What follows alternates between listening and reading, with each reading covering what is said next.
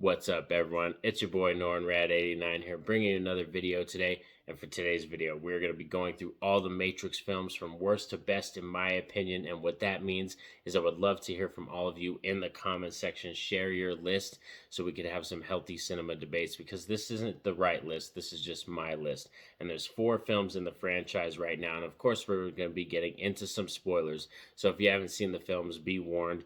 We're going to be talking some spoilers today. So let's get into this. Roll it. So we currently have 4 films in the Matrix franchise so far. So let's get into this, and there has to be a bottom one. And I do enjoy all the films on this list. You can go back on my channel. I have a review for each of these films, so you can get my thoughts more in depth about each film and all that kind of stuff. But this is just going to be a run of the mill, where they rank and why they lay where they are and stuff like that. So number 4 for me is going to be Matrix Revolutions. This is still one that I could have fun with. I like the fact that, we finally get this concluding war with Zion and like those Sentinel machines, this conclusion war with Agent Smith and Keanu Reeves. But the reason this one sits like lower on the list for me is I still don't like the landing ending spot in this film. I think just after being in the first one and second one, which are like upper echelon Matrix movies for me that I really do enjoy, and after those ones, I just didn't like the landing spot. I didn't like being out of the Matrix that much in this one, and I feel like just making it more of, it seemed like too much juggling in this film. There's just too much going on, and it's cool that it's more of a 3-dimensional world, but I just think there's too much going on in this film. So that's why it sits here too at the bottom of the barrel. Coming in at number 3 is going to be the most recent film, Matrix Resurrections, and this one I caught in theaters. I had a great time with this one, and I think it's a cool meta story. I think if we're going to continue with the franchise and start off anew or do something different, like continue off, this is like a fresh new start, something of a different Matrix taste for sure. But it's cool that it does acknowledge the 3 previous films. All those 3 films have implications in this movie. I just don't think a lot of people were prepared for what Lana Wachowski did with all the commentating and the fourth wall breaking, and it's very, like I said, meta storyline.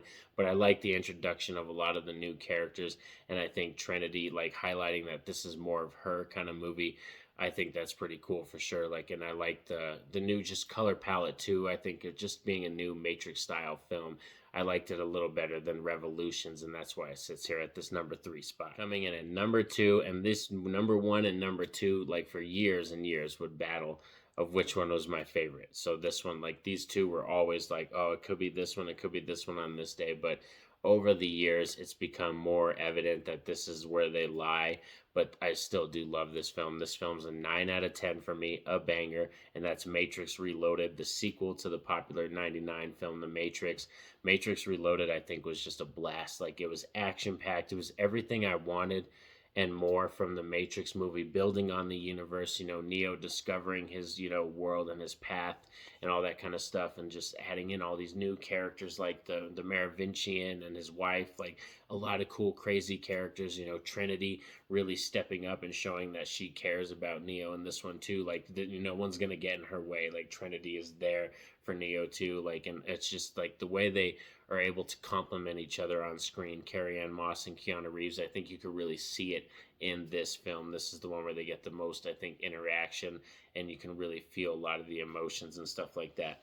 But the reason this one, like, it sits here at this number 2 spot is it does have some some special effects that don't age that well, and it does have some pacing problems too, where it does like kind of action packed, and you're on this journey and all these cool, awesome fight scenes, some of the greatest fight choreography you're going to see, and then a lot of exposition heavy stuff, which I'm saying, like, I don't hate it, like I enjoyed it, but then it like comes to a slog, and it's like this exposition heavy thing, and it's just not in its own essence not a complete movie by itself. And I think the other film that's sitting at the number 1 spot we're going to be talking about in a little bit is a much more complete film in its own right. So let's get on to it now. The top dog, the number 1 spot, the original, the OG, The Matrix from 1999. And of course, for me, this one is just an iconic film because it changed movies forever.